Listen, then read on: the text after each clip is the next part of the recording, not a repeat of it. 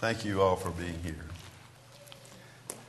We have some who are visiting with us. We thank you for coming our way and hope you'll stick around and let us get further acquainted with you. I'd like to mention for those who would like and can come on Tuesday morning, we've started a class here at the building at 10:30 on Tuesday mornings on the books of 1st, 2nd, and 3rd John. So if you're in position and would like to join us with that, we'd be glad to have you. Romans chapter 1, Paul makes this claim. He says you can look at the things that are made and you can see that there's an eternal power behind it. And the rationale of that is very sound and very solid. All temporal things, everything that dies, has to have a beginning. And so everything that is of a temporal nature has a beginning. Life comes from life. But you can't just keep on going back and back and back to the previous life, because somewhere along the line you've got to stop and say, but what is the ultimate cause, the uncaused cause of everything? Anything that has a beginning and an end has a cause.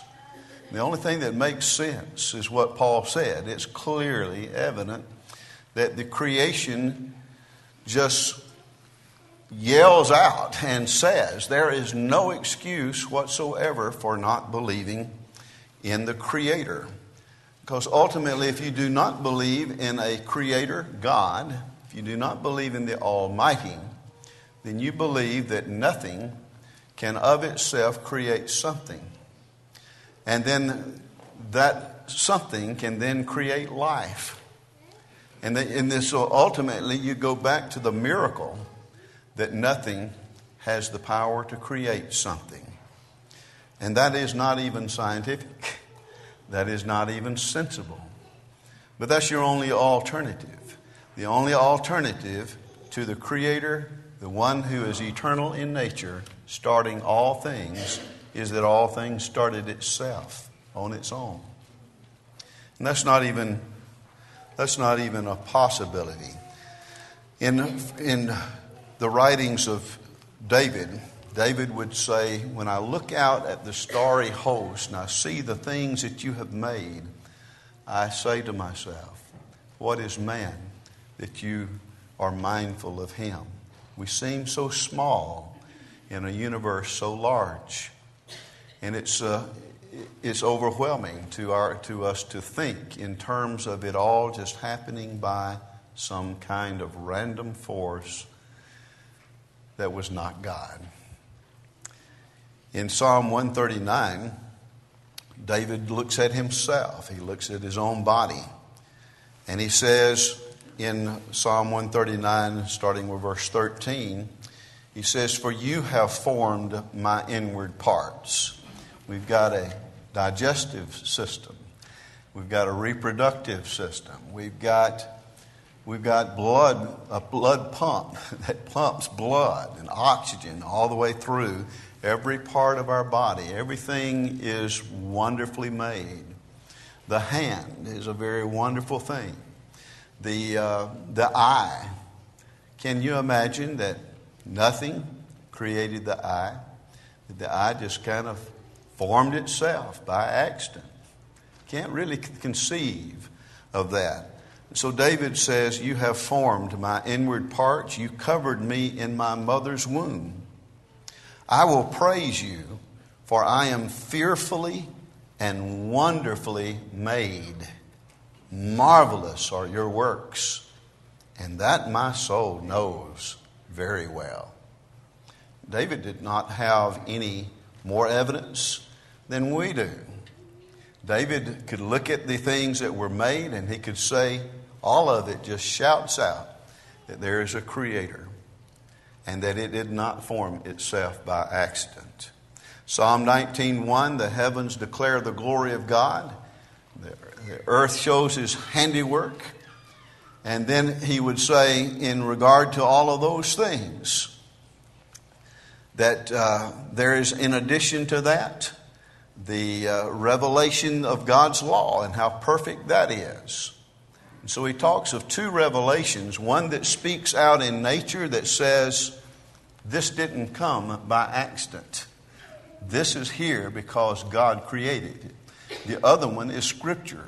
The Scripture then cries out and confirms that the Creator has spoken in Scripture.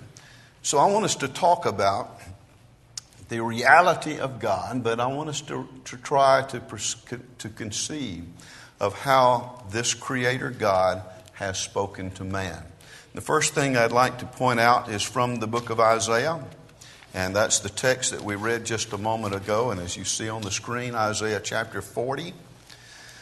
And I want you to notice with me that the words of Isaiah reflect a concept of God that is majestic. God is said by Isaiah, the Creator God, is said by Isaiah in these words to be greater than the universe itself, to be greater than everything that is made, that no one could measure it out. And yet those who study it and who look at it can say, if things were not in the right place, if everything was off just by a little bit, life could not exist on this earth. But he says, who has measured the waters in the hollow of his hand? Who has measured the waters? That is, he knew just the right amount of water that this earth needed. And so he measured the waters in the hollow of his hands. He measured the heaven with a span. It had to be just the right distance from everything else. The sun had to be in the right location. The moon had to be in the right location. The stars, if you got too close to the sun, the earth would burn up. If it was too far away, it would freeze. And so it was measured in a way that indicates that this was no accident. It was measured with a span, calculated. He calculated the dust of the earth in a measure. He weighed the mountains in scales, which just simply means that he made everything just right, and the hills in a balance. So that what we have then is a circulatory system with the mountains and the snow-capped mountains and the waters coming down on top of the mountains from the rain and then freezing and then providing us with river sources, and those sources then circulating back into the ocean and then coming back again. God did that. God did that on purpose because God made the world. Everything was made by Him. We have a water purifying system built in to this universe. Had it not been built in just right, then what we would have is a world that would maybe bloom for a little bit with some life and then would not be able to sustain itself. It's just all by accident anyway. And so if life germinated by accident, then it doesn't have the right things to sustain it, then of course it will die out. Everything was measured so that it's calculated by God. God made the world. That's no accident. You can't look at that and say, oh, that was just one big explosion and everything just fell into place by accident, and it was just bound to happen eventually. Give it enough time, it'll eventually happen, is what some people say. But no, Isaiah said that concept is just not right. We're not going to belittle God so that He's just small like an idol that has no real power. We're talking about the Almighty here, the one who designed everything so that it works the way that it is supposed to work. Verse 13, who has directed the Spirit of the Lord? In other words, you can't go back and say, well, see, God's parents told him some things. And then their parents told them some things. Now, you don't go back and look at parents of God's. It doesn't work that way. So you look at God as someone who is self-existing. That's the only thing that would make sense because God is eternal. You can't have parents of God's. You can't go back somebody that would instruct the Lord, and then that Lord has to have somebody back of him to instruct him, and so forth. And so the words of Isaiah reflect a concept much bigger than what was gained in Egypt regarding idolatry, or what had been found in the land of Canaan when they came into that land. They found that they had been directed and protected and guided along by the almighty hand of God. And nobody had to instruct God about anything, about how to make the world. God made it. So then he says, who has directed the Spirit of the Lord, or as his counselor has taught him?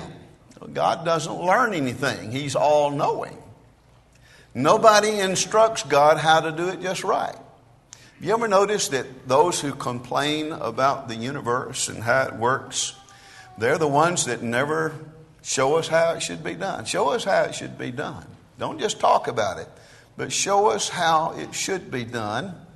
This is the way that you demonstrate your own credibility and your own power, is show us how it should have been done. Well, the Lord doesn't have anybody to show him how it should be done, because he knows exactly what he wants.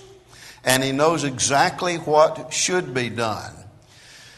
With whom did he take counsel? And who instructed him? And of course, it's a rhetorical question, because his point is nobody did. Nobody could. Because God already knows exactly what needs to be done in the construct of what he's trying to accomplish. And who has taught him in the path of justice? Somebody complains that things don't happen in the time scale that they think justice ought to happen. Well, you tell God. God says, I've got that all planned out. You don't worry about that. That's my end. I know how to deal with justice, and I will. But it's in God's time, not ours, because he is not confined to time. Justice is his way, and nobody teaches him what's the correct path. Nobody tells him that you've got to do this justice, you've got to bring about justice, and you've got to do it now. No, God says, no, I know when to bring about justice, and I know how to handle that issue. Nobody teaches God in the matters of justice. Which brings us to another question. Where does even the idea of right and wrong, where does that come from? Did man make that up? If there is no God and we're here all by accident, there is no right and wrong. Everybody just gets to make it up like they want to. See, if there is no justice, there is no God, there is nothing that we answer to higher than ourselves. We're the highest things on earth. We're human beings. We evolved to this level. Now, who's to say one monkey gets to tell the other monkey what to do? You see, what we're seeing here is that nobody gets to tell God about justice, because God already knows the path to take with that. And he's got that figured out. He already knows. See, right and wrong comes from God. That's the only place you can get it. If you've got a moral conscience, you didn't get that by accident. You got that because that has been built into humanity. That's something God built into you. Accidents don't build that concept of right and wrong into humanity. And so this passage says God is higher than that, and he knows how to handle issues of justice. Who taught him knowledge? Showed him the way of understanding. Can any of our greatest intellectuals instruct God? Say, I know more than God does. No, you don't know more than God does. You don't even know, a thimbleful of what God knows. And Isaiah was fully aware of some of the greatest minds of his own time. But none of those minds were anything compared to God. Who has taught him knowledge and showed him the way of understanding? He doesn't learn. He already knows. That's the nature of being God. It's the nature of being almighty, being a creator. So he's greater than the world he's made. He's greater than the universe he's spread out. He's greater than anything that you can possibly imagine. That's because of who He is. He's almighty. He's the one that brought us into existence. And He's the one who will judge us in the last day. Second thing I want you to notice is in verse 15 through 17. You think about the power that we have in this country. And yet it seems to hang on a thread. It seems that we've got so much power, and then it just kind of depends on who's in charge of that power as to how it's going to be used or not used. Nations really depend on human life and who is in charge and has the military and political power combined to do anything with that power. United States has been thought to be one of the greatest powers on the earth. I wonder about that sometimes because it really depends on who's in charge of it as far as politics is concerned. And ultimately, every nation really hinges on whether or not God lets them continue. You think about all the combined power of China and the combined power of Russia and the United States, and you'd say, well, between those three, maybe we could solve all the world's problems. With all that power, surely we could direct it in such a way that we could solve all of the world's problems. No, because you see, these people have to be taught the way of justice. These people have to be understanding. They have to have knowledge to go with that power, and they don't always have that. But God does. So He doesn't wait. He doesn't depend on nations. Verse 15 says, behold, the nations are as a drop in a bucket. That's what they are to God. God could put His thumb down and there would be no more United States. Could put His thumb down, there'd be no more China or Russia. Because every one of those are just as a drop in the bucket. And you can think about all the military power but this creator of the universe would look at that and say, that's not even a firecracker. It's not a drop in the bucket. And they're accounted as small dust in the balance. Nations have come and gone. And therefore, nations are not dependable. Nations do not possess ultimate power, otherwise they could learn how to keep going. But they sometimes just don't know how to keep going. They get themselves in trouble with morality or immorality, and sooner or later that nation fades into oblivion. But look, He lifts up the isles. You look at the Hawaiian Islands. It comes by volcanic action, and then it comes up above the water, and it dries off, and then sooner or later some life begins to spring on that. But who ultimately put that in position for that to happen? Well, He lifts up the isles as a very little thing. And Lebanon, which had some of the most magnificent forests, it's not sufficient to burn. Nor its beasts sufficient for a burnt offering. When you're talking about the Almighty, there's not enough animals in the world that God would need God would say, wow, that's something. God's not going to say, wow, look at that burnt offering. Smell that. We say, wow, when we pass by a barbecue place. We say, wow, that smells good. God's not impressed with things of men. And even if Lebanon with all of its great forests and all the beasts were offered as a burnt offering, that's not impressive to God. All nations before Him are as nothing. Every one of them. They'd known the Syrian Empire. They had known the Egyptian Empire. The Babylonian Empire had come and gone. There's the Grecian Empire, the great Roman Empire, built lots of structures, lots of roads and all of that. But even the Roman Empire came and went, left its mark in human history. But they are before Him as nothing. Somebody would have looked at that statement of Isaiah in Paul's day and say, don't you think that the Romans can take care of that? And Paul would say, no, Isaiah says even the Roman Empire is nothing. They're counted by him as less than nothing and worthless. God can make nations rise and fall. They are as nothing. He's greater than all the military and political power that all the nations combined might muster. Because you see, God created the universe, not just the world, but the entire universe. He's in charge.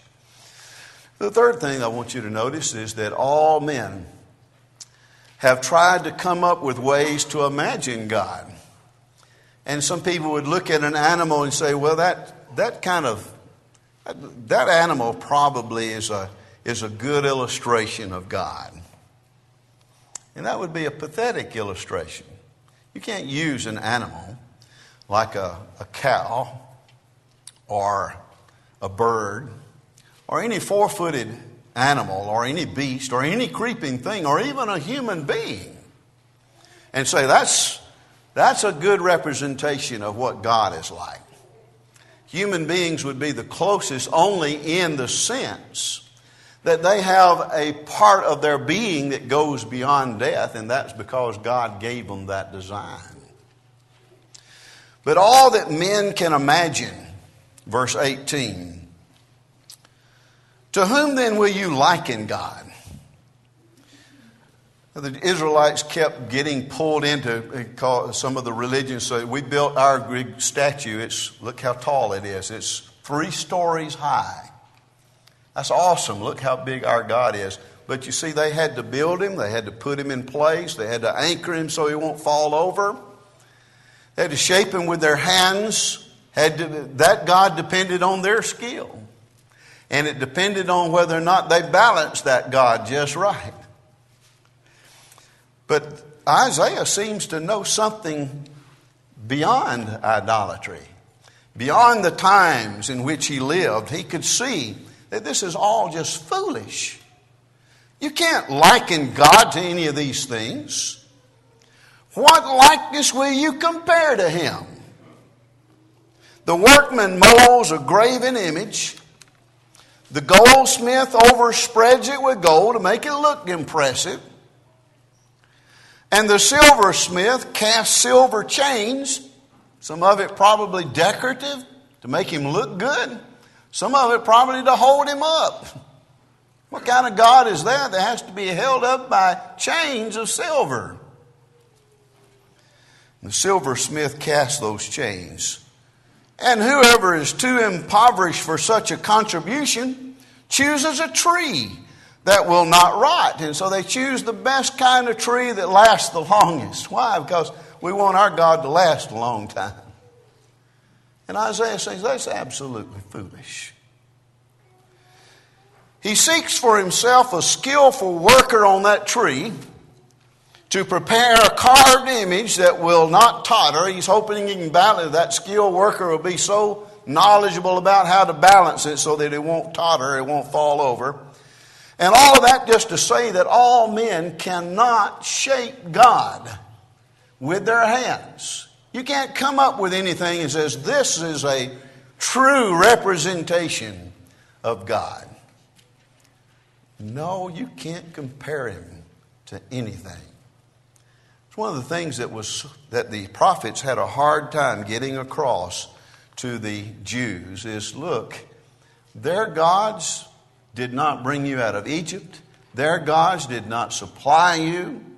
Their gods did not do anything for you. And when they fall over, they had to pick him back up. Now, what kind of faith does that take for you to believe in something that lets you do as you please? But what you please winds up being one of the most ridiculous and foolish things you can think of. He goes on to say in verse 21 through 24, have you not known? Have you not heard? Has it not been told you from the beginning? Here we're talking about the beginning of creation. Man has known about the Creator from Adam on. From the very first couple, they've known about God. That's where we got our information about the Creator, is that God handed that knowledge into humanity. Humanity has messed up with that knowledge and has taken it in a different direction than it was intended. But we've known this truth, and that is, this truth is, we didn't get here by accident. We got here because of the great Creator of the universe. Have you not understood from the foundations of the earth? This has been in place from the very beginning. It is He who sits above the circle of the earth. Concepts of the world in the past by other societies or other cultures might be that the earth sits on a turtle that sits on a turtle that sits on a turtle. And then you say, well, what was that one sit on? And then they scratch your head. Well, we hadn't figured that one out yet, but we'll figure it out. Or some that would say that the earth was flat. And some people would even say that the Bible says that. Well, this says that the Lord is above the circle of the earth. It does not indicate that their concept was that the earth was flat. But nevertheless, the one who sits above the circle of the earth and its inhabitants are like grasshoppers, that's the one that we're talking about. That He is one that is outside of the earth itself. You can't study Him with a telescope or a microscope, although you can look at His handiwork and you can say this is no accident. He sits above all of that, and He looks at us as very small in comparison, who stretches out the heavens like a curtain. How would Isaiah know that the heavens were stretched out like a curtain? Well, he wouldn't know that on his own, but it is that way. There are those who study the universe and see that it's expanding and it's keeping on expanding. That's why they got the idea, well, if it's expanding, then it must be that there was a point in time that it was all together in one spot and then blew out. That's their Big Bang theory. But here he says that He's the one who spreads them out like a curtain, spreads them out like a tent to dwell in. He brings the princes to nothing. Nebuchadnezzar thought he was the most powerful man. And God said, well, I'm going to make you eat grass a while, and then you're going to know who rules in the affairs of men.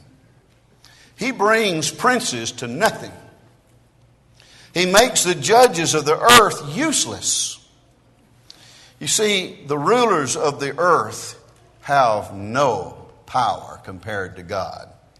Scarcely shall they be planted, that is, those judges and princes.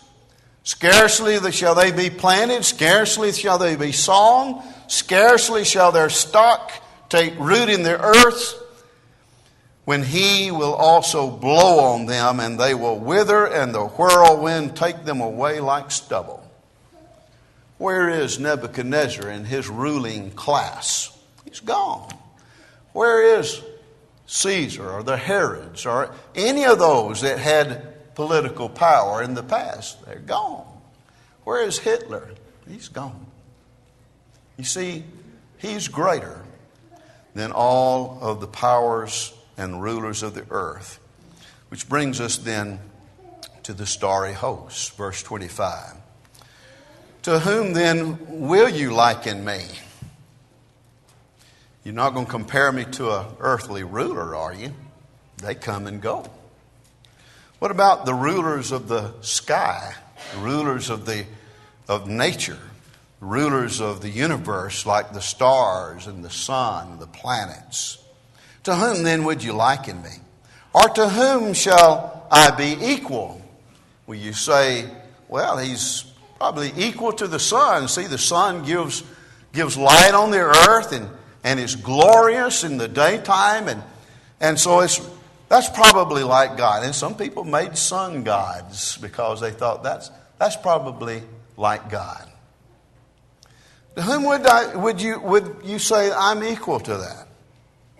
Says the Holy One. Lift up your eyes. Just look up there. I don't care if you're talking about day or night. Lift up your eyes on high and see who has created these things, who brings out their hosts by number. He calls them all by name. He names them. Says, Orion over here, Pleiades. He would name them. By the greatness of his might and the strength of his power, not one is missing. Everything that needs to be in place, he keeps it in place. See, the starry host is really dependent upon God, the Creator. Which brings Isaiah to the point he's getting to. And that's this point, starting in verse 27. Why do you say, O Jacob, and speak, O Israel, my way is hidden from the Lord, and my just claim is passed over by my God? In other words, here are some people complaining that perhaps God doesn't have time for me. I've been overlooked. He doesn't see what I'm going through. He doesn't understand my situation. And I've got a just claim, but looks like God doesn't seem to care or know about it. And Isaiah is saying to these people, why do you talk like that? You talk like your God can't see what's going on. You talk like that.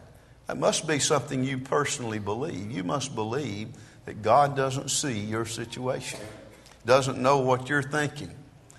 And because he doesn't know, he just kind of, I must have overlooked. Maybe you'll bring that to his attention on the day of judgment. And God will scratch his head. Well, I just forgot about that. Or that one slipped by me. No. Your God's too small if you're thinking that way. And you can't say my just claim is passed over by my God. Why do you talk like that? Have you not known? Have you not heard? And get this, the everlasting God, the Lord, the Creator of the ends of the earth, the one who knew just how to do it. He doesn't faint. He doesn't say, well, I'm tired of these people. I'm tired of them, and I'm not going to listen, and I'm not going to hear. I'm not even going to know what they're thinking. I'm tired of understanding what they think. I'm going to just block that out. Have you understood what you're talking about? We're talking about the everlasting God. We're talking about the Lord. We're talking about the Creator of the ends of the earth. He doesn't faint. He doesn't get weary. There is no searching of his understanding. You can't say, well, he missed something. Listen to this. He gives power to the weak. Here's some things that I think that he's getting to in all of this, and this is what I think we need to get.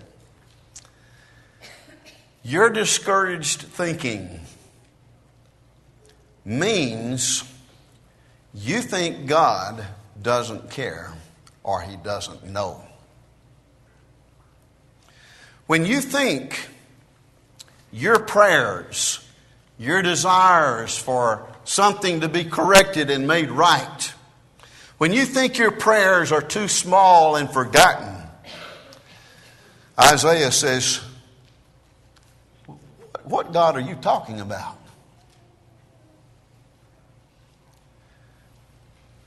Are you talking about the same God that created the universe? And in verse 28, when you think, I shouldn't burden God with this. He's got too many concerns, too many big things. Mine's just a little bitty thing. I shouldn't burden God with something extra. And the Bible says God just would love to hear from you. I'd like to hear what you're happy about. I'd like to hear what burdens you. I'd like you to express that because I already know what you're thinking, but I would like you just to express that to me because you think I'm worth expressing it to. You get that? When you think your prayers are too small and you think that God should not be burdened with another problem, then you've made God too small. You haven't understood God. And then consider verse 29 and 30. He gives power to the weak. To those who have no might, He increases strength. Even the youths shall faint and be weary, and the young men shall utterly fail. And God says, I can take strength away, and I can give strength. So when you think, well, I'll handle this. I shouldn't be so weak. I'll handle this. I'll not talk to God about that. He's got too much on His plate. Do you know why God made you?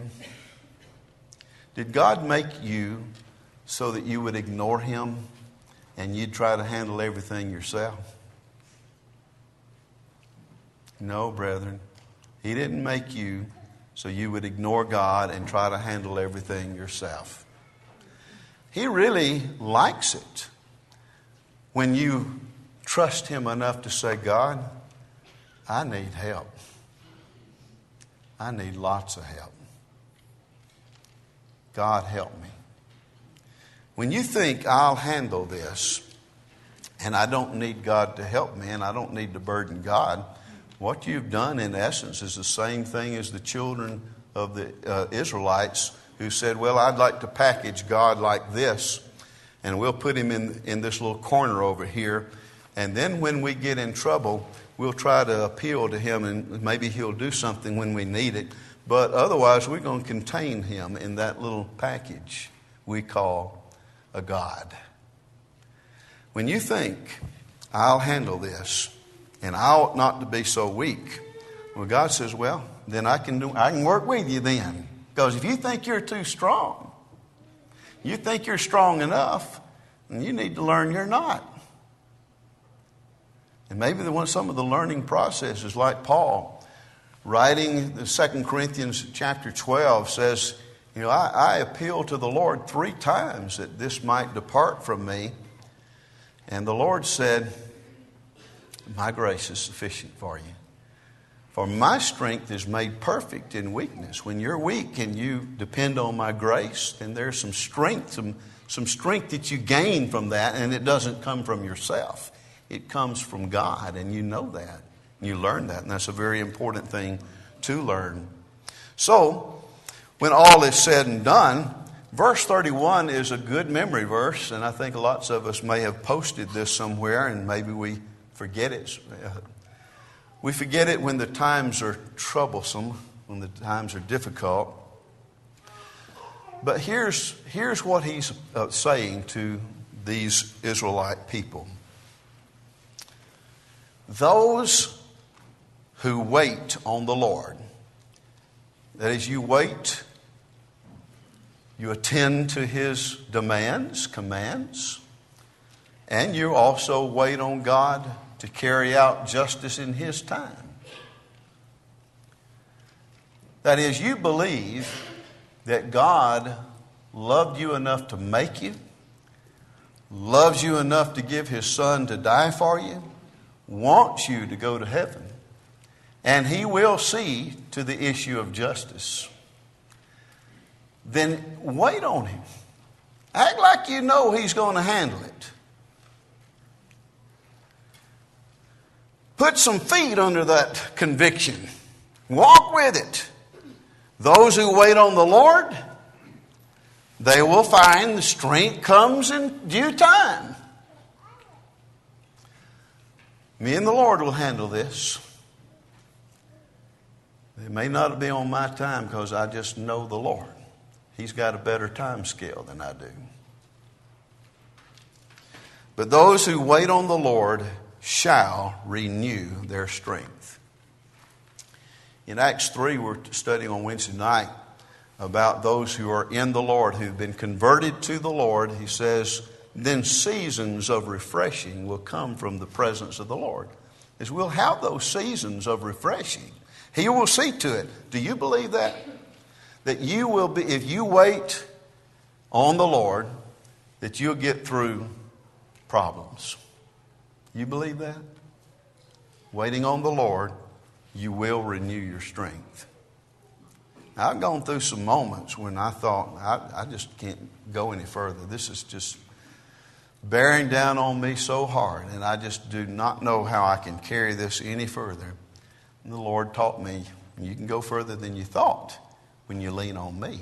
Try to carry it by yourself. Then you're going to find that your strength is not enough.